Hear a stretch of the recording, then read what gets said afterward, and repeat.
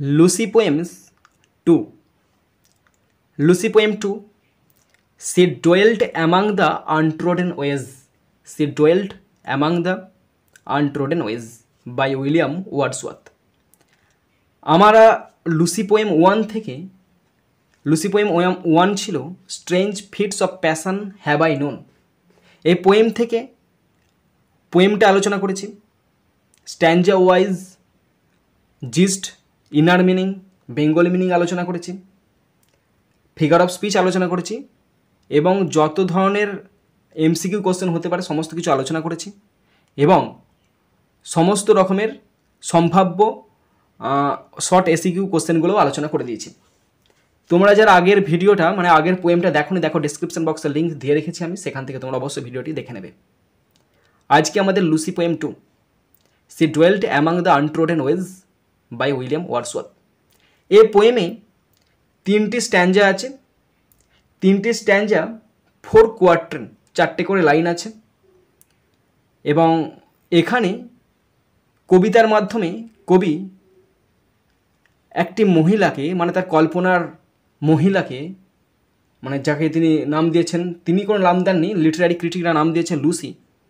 তো এখানে সেই লুসির কুটিরের কথায় বর্ণনা করা আছে, সেই লুসি কেমনভাবে দিন যাপন করতো, কোথায় থাকতো, সমস্ত কিছু এই কবিতার মাধ্যমে কবি তুলে ধরেছেন।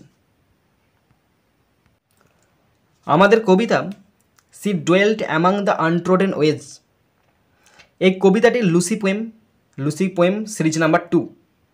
এটি প্রকাশ পায় লিরিক্যাল ব্যালাডে প্রকাশ পায়, LYRICAL লিরিক্যাল ব্যালাডস, BALLADS লিরিক্যাল ব্যালাডস, সাল 1800 সালে প্রকাশ পায়, লিরিক্যাল ব্যালাডে প্রকাশ পায়। আমরা যদি বলি কবিতার জোনারটা কি, মানে কী ধরনের কবিতা, এটা একটা গীতি কবিতা মানে লিরিক পোয়েট্রি, এটা lyric poetry, LYRIC lyric poetry, গীতি কবিতা একটা। এবং যদি বলি স্ট্যাঞ্জার কথা বলে দিলাম তোমাদেরকে, যদি থিমের কথা বলি, এখানে থিম আছে লাভ, ডেথ, আইসোলেশন, নিঃসঙ্গতা, আইসোলেশন, নিঃসঙ্গতা, and beauty in obscurity, beauty in obscurity মানে অন্ধকার, গোপন, OBSCURITY obscurity, love, death, isolation and beauty in obscurity. Poetic form, এখানে যে ছন্দটা ব্যবহার করা হয়েছে সেটা ABAB ছন্দ, ABAB rhyme scheme, ABAB rhyme স্কিমে ব্যবহৃত হয়েছে। টোনের কথা যদি উল্লেখ করি, এখানে আছে মেলাঙ্কোলিক টোন আছে, মেলাঙ্কনিক, MELAN মেলাঙ্কো, COLIC মেলানকোলিক টোন আছে, রিফ্লেকটিভ টোন আছে, REFLECTIV রিফ্লেকটিভ, এবং tender, TENDER tender, melancholic, reflective এবং টেন্ডার। এখানে মেন ক্যারেক্টার কি, এই পোয়েমের main character Lucy, LUCY Lucy, main character Lucy, যিনি simple and unnoticed country girl, simple সহজ সরল এবং অচেনা একটি গ্রাম্য মেয়ে। ওকে, যদি সেটিংয়ের কথা উল্লেখ করি, পোয়েমটি হয়েছে কোথায়, পোয়েমটি হয়েছে রুরাল কান্ট্রি সাইডে হয়েছে, RURAL rural country side, COUNTRYSID rural country সাইডে হয়েছে, near the river Dove, RIVER river Dove, DOVE Dove নদীর ঠিক পাশে রুরাল কান্ট্রি সাইডে আমাদের এই পোয়েমটার সেটিং আছে।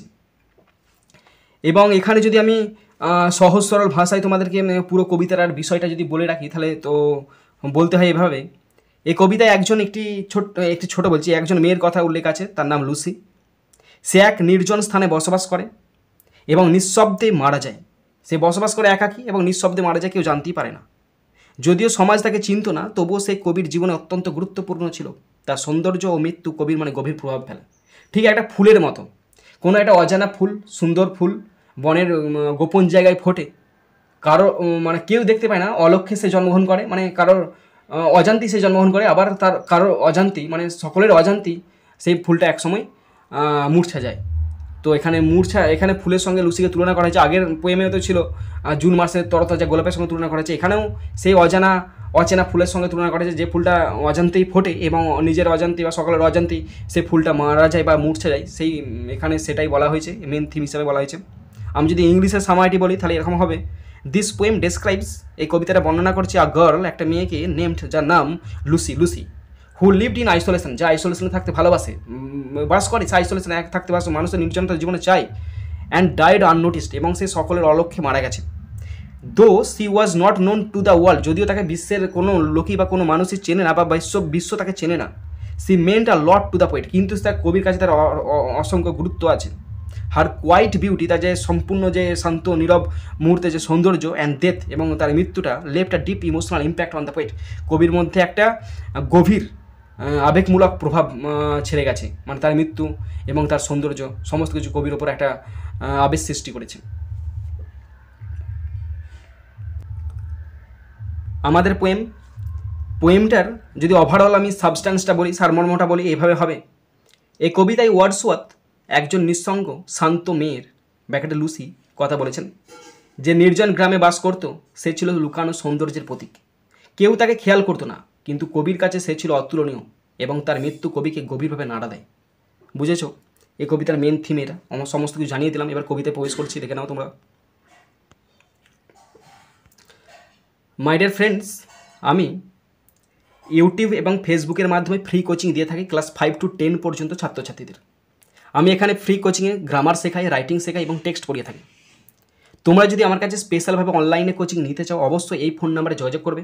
আমি অনলাইনে স্পেশাল কোচিং দিয়ে থাকি, বিশেষ করে গ্রামারের উপর, বেসিক টু অ্যাডভান্স লেভেলের গ্রামার শেখাই, রাইটিং শেখাই এবং টেক্সট পড়িয়ে থাকি। তোমরা অবশ্যই এই ফোন নাম্বারে ফোন করে পুরো ব্যাপারটা ভালো করে বুঝে নেবে এবং তাড়াতাড়ি ফোন করবে। 3টে স্ট্যান্জা আছে, 4 কোয়ার্ট্রেন, 4টে করে লাইন আছে। First stanza, first line, she dwelt among the untrodden ways, beside the springs of Dub, a maid whom there were none to praise, and very few to love. She dwelt among the untrodden ways, beside the springs of Dub, a maid whom there were none to praise, and very few to love. First line, she dwelt among the untrodden ways. She lived in a place that was remote and rarely visited by others. সে বাস করতো এমন এক স্থানে যেখানে মানুষের চলাচল খুব কম, যেখানে সচরাচর কেউ যায় না, নির্জন স্থানে বাস করে। ওকে, কারণ প্রেমিকা নির্জন স্থান চাই। ওকে, ইনার মিনিং কী আছে? Lucy lived in isolation, unnoticed and disconnected from society. Lucy বাস করে নির্জনতায়, যাকে কেউ দেখতে পাবে না, সচরাচর দেখতে পাবে না, গভীর বনেতে, এবং ডিসকানেক্টেড ফ্রম সোসাইটিস থেকে কোনো সম্পর্ক রাখে না। এটাই জীবন, এরকম জীবনই আমাদের গ্রহণ করা উচিত। Second line, beside the springs of Dove, she lived near the source of the river Dove. একটা নদী আছে, নদীটার নাম হচ্ছে ডাব। সে ডাব নদীর উৎসস্থলে বাস করে। Inner meaning, the setting is rural and peaceful. Rural মানে গ্রাম্য এলাকা, না আছে চ্যাঁ ভ্যাঁ হই হট্টগোল কিছু নেই, শান্ত নীরব পরিবেশ, শান্তিময় পরিবেশ। Symbolic of purity and simplicity, যেটা কিসের? বিশুদ্ধতা এবং সরলতার প্রতীক। Line 3, a maid whom there were none to praise. She was a young girl, সে ছিল একদম ইয়াং, যুবতী মেয়ে। Whom nobody noticed or praised, যাকে কেউ কখনো লক্ষ্য করেনি। আর লক্ষ্য না করলে কী হবে? প্রশংসা করবে না। আর প্রশংসা না করলে কী হবে? সহজ সরল জীবনযাপন হবে। প্রশংসা যেখানে হবে সেখানে ভাববে তেল দিয়ে দিয়ে দিয়ে দিয়ে তোমার মাথা তেলিয়ে দিয়েছে একবারে। প্রশংসা ভীষণ খতরনাক জিনিস। তুমি ভাবছো যে তুমি ধরো আমি টিউশনি পড়াচ্ছি, কেউ প্রশংসা করছে না, তার মানে ভাববে ঠিক আছে। যখনই কেউ প্রশংসা করতে শুরু করবে, তাহলে জানবে তোমার উল্টো দিকে কাউন্টিং শুরু হয়ে গেছে, তেলিয়ে দিবে তোমাকে একবারে। বেঙ্গলি মিনিং কি? সে ছিল এমন এক তরুণী যাকে কেউ প্রশংসা করতো না। Inner meaning, her beauty and worth were hidden. তা সব কিছু লুকিয়ে দিয়েছে, একদম সেম টু সেম লাইফ, এরকম জীবন চাই আমি। সে সব কিছু লুকিয়ে দিয়েছে। She was unnoticed by the world, বিশ্বে কেউ জানে না সে কোথায় থাকে। এরকম জীবনে একদম সকলের গ্রহণ করা উচিত, প্রত্যেকটা মানুষের একা থাকা উচিত। তবে সে বুঝতে পারে, তার ক্ষমতাটা বুঝতে পারবে।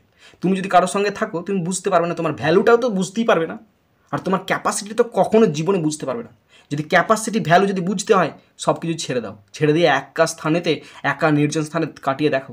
যদি এক মুহূর্ত কাটাতে পারো তাহলে জানো তুমি মানুষ, আর যদি কাটাতে না পারো তাহলে জানো তুমি অমানুষ। Next 4 number line, and very few to লাভ।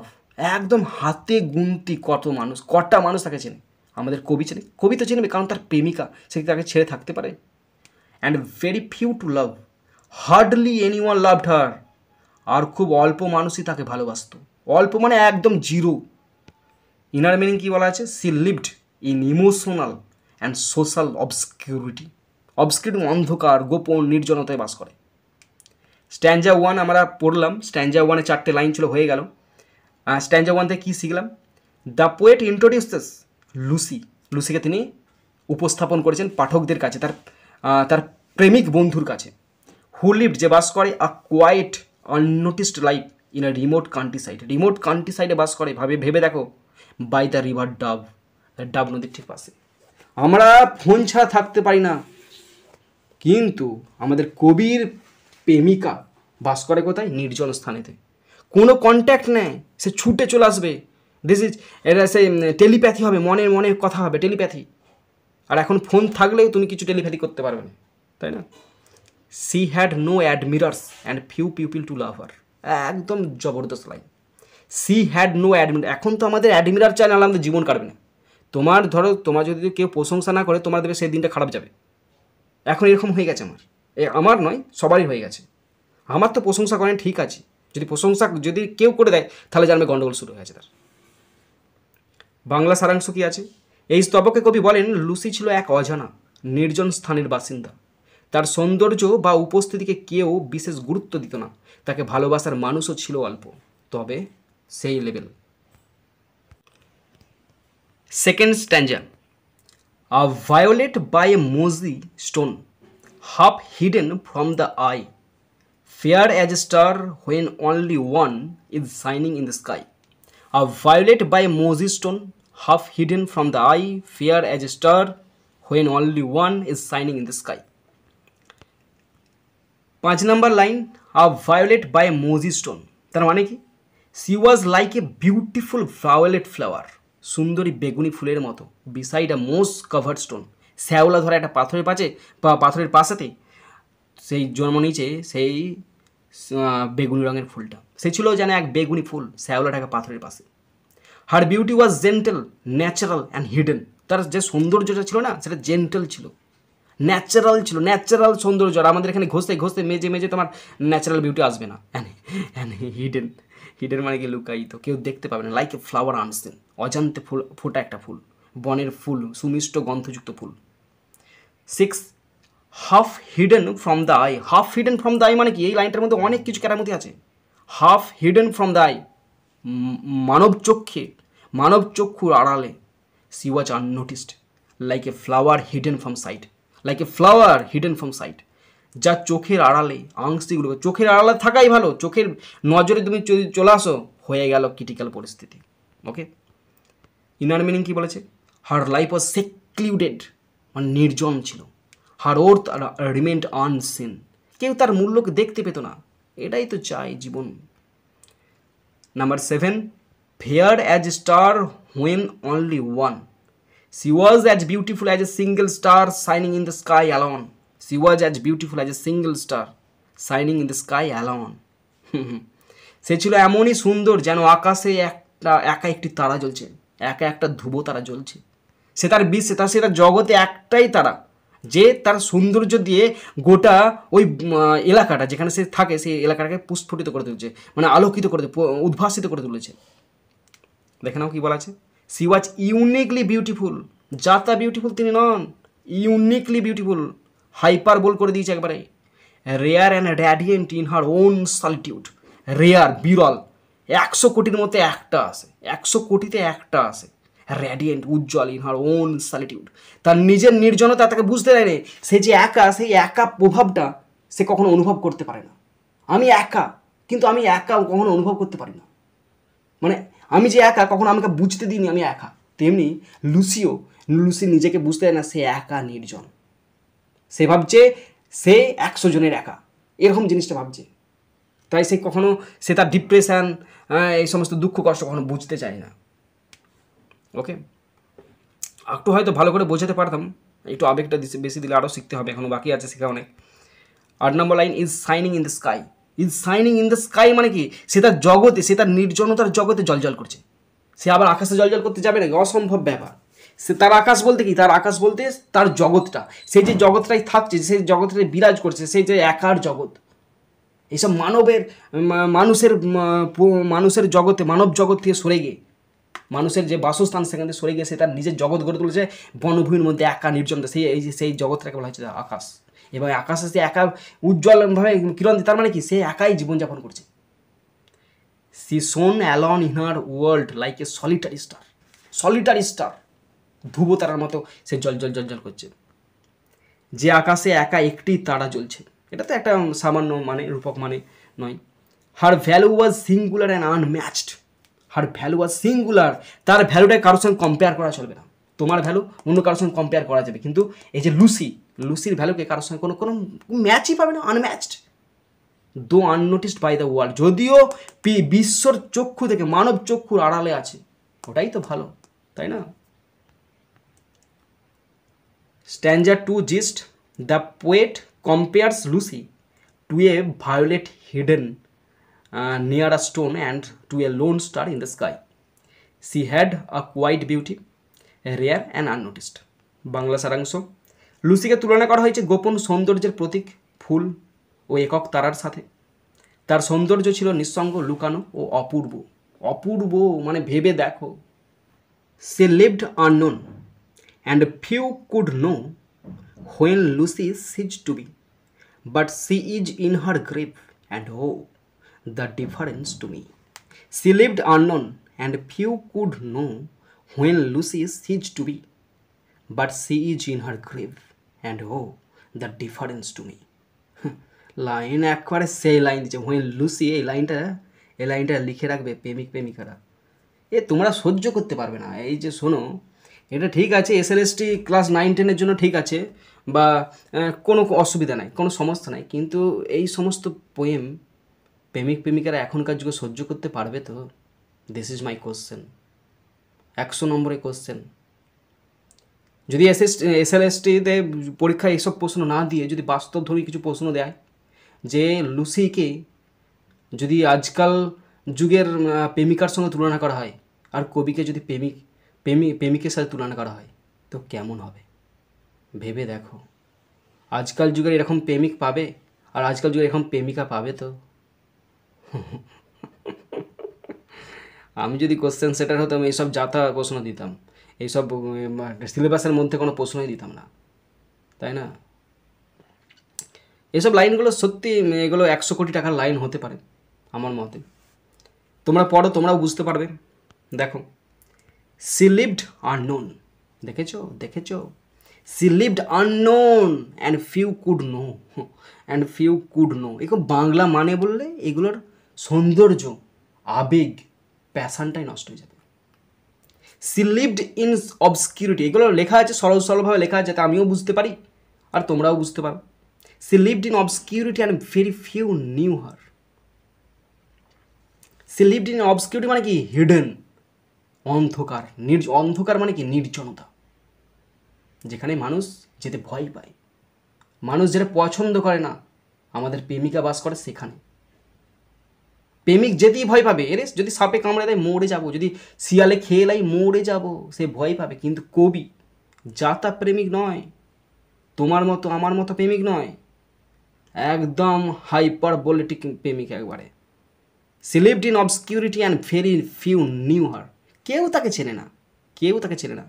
সে আজ অজানার মতো জীবন কাটিয়েছে, আর খুব মানুষ তাকে চিনত, কম মানুষ তাকে চিনত, তার মানে কি 0% মানুষ চিনত। Her entire existence passed unnoticed by the world. এরকম পারবে কাটিয়ে দেখাও দিকে, চ্যালেঞ্জ দেখছি। Her entire existence passed unnoticed by the world. 10 number line, when Lucy ceased to be, আহা লাইন দিচ্ছে দেখছো, when Lucy ceased to be, no one realized even when she died. কেউ জানতেও পারবে না কখন লুসি মারা গেল। হোয়েন লুসি, এখানে এই লাইনে এই কবিতার মাধ্যমেই তো কবি লুসিকে তুলে ধরেছে। এই কবিতার মাধ্যমেই তো কবি লুসিকে তুলে ধরেছে। লুসি, আমাদের যদি বাংলায় কবিতা লেখা হতো তাহলে কি বলতাম আমরা? মধুমিতা, সুচরিতা, এই সমস্ত নামগুলো দিতাম। সূচনা, অনন্যা, ভূমিকা, তাই না? কবির সময় ইংল্যান্ডের Lucy. No one realised even when she died, এমনকি যখন লুসি মারা গেল তখনও কেউ তা বুঝলো না। এমনকি লুসি যখন মারা গেল না, কেউ টের পায়নি, কাকপক্ষীতে পর্যন্ত টের পায়নি। কখনই লুসি কোথায় জন্মগ্রহণ করলো, কোথায় মারা গেল, কেউ খুঁজেই পাবে না। Her death like her life went unnoticed by society, সমাজ তো কোনো পাত্তাই পাবে না যে লুসি বলে কেউ ছিল। কবি জানিয়েছে বলে তাই আজকে আমরা জানতে পারছি, নাকি জানতে পারতাম তার জীবনে কেউ লুসি এসেছিল কি না। Number 11, but she is in her grave and oh she is now dead and buried. তার মানে কি? She is in her grave, grave মানে কবরে শুইতে, তার মানে কি? তার আর অস্তিত্ব নেই, মানে এই মুহূর্তে তার আর কোনো আতা পাতা নেই। She is now dead and buried, খ্রিস্টান, সে এখন কবরে সাইত। আর হাই কি হলো, যদি একবার কবির সঙ্গে দেখা হতো সত্যি, তাহলে কত কি নাই হতো, ভেবে দেখো। দো the world may not care, যদিও আমাদের সমাজ, ওয়ার্ল্ড মানে কি এখানে সমাজ গুরুত্ব দেবে না। Her death has left a deep impact on the poet, যার যায় সেই বোঝে যার ফাটলোটা কি। সমাজ বলে হাই হাই হাই কি করলি, আর যা যায় সে বলে আর পেলাম না তোকে আমি। সত্যি তাই, প্রেমিক প্রেমিকারাই বুঝতে পারবে হাল কি হাল, বেহাল। Okay, her death has left a deep impact on the poet. সবাই বলছে কি ছিড়ি, কিন্তু প্রেমিক বলছে আমার কাছে তুমি রূপশ্রী। 12 number line, the difference to me, সবার কাছে হয়তো তুচ্ছ লাগছে, কিন্তু আমার কাছে তুমি 100 কোটি টাকা। But it made a huge difference to me, কিন্তু এটা তৈরি করেছে আমাকে একটা বিশাল বিভেদ তৈরি করেছে। কিন্তু আমার কাছে এটি একটি বিশাল পরিবর্তন এনে দিয়েছে, জীবনটাই বদলে গেছে। The poet loved her deeply, কবিতাকে ভীষণ ভালোবেসেছে। এ ভালোবাসা সে ভালোবাসা নয়, এ ভালোবাসা অন্তরের ভালোবাসা, চিরকালীন না দেখতে পাওয়ার ভালোবাসা, তাকে অনুভব করতে পারার ভালোবাসা। এ ছুটে গিয়ে মনের স্বাদ, শরীরের স্বাদ মিটিয়ে দেবে সেরকম ভালোবাসা মোটেই না। এ তো অন্তরের সন্দ, অন্তরের সাক্ষাৎ, মনের সাথে মনের মিলন, ভালোবাসা। এটা হাই হ্যালো বেবি সোনা কি করছো, এরকম ভালোবাসা মোটেই না। অন্তরের সাথে অন্তরের ভালোবাসা, হৃদয়ের আবেগের সাথে আবেগের ভালোবাসা, টান, এটাই হচ্ছে ভালোবাসা। And her death has caused him profound সরো, কারোর কিছু যায় আর নাই যায়, কবির গেল সব কিছু, তাই তার জীবনে নেমে এসেছে চরম দুঃখ। Stanza 3, though Lucy lived and died in obscurity, her death greatly affected the poet. সে যাই করুক না কেন, যাই হোক না কেন, কবির জীবনকে তছনছ করে দিয়েছে। The world might not have noticed but she meant everything to him. পৃথিবীর কাছে কোনো গুরুত্ব নাই, সমাজের কাছে কোনো তার গুরুত্ব নাই, কিন্তু কবির কাছে তার গুরুত্ব অসীম। যদিও লুসির জন্ম ও মৃত্যু অজানাই থেকে গেছে, কবির জীবনে তার মৃত্যু গভীর প্রভাব ফেলেছে। সে ছিল তার হৃদয়ের অমূল্য ধন, যা টাকা পয়সা দিয়ে কিনতে পাওয়া যায় না।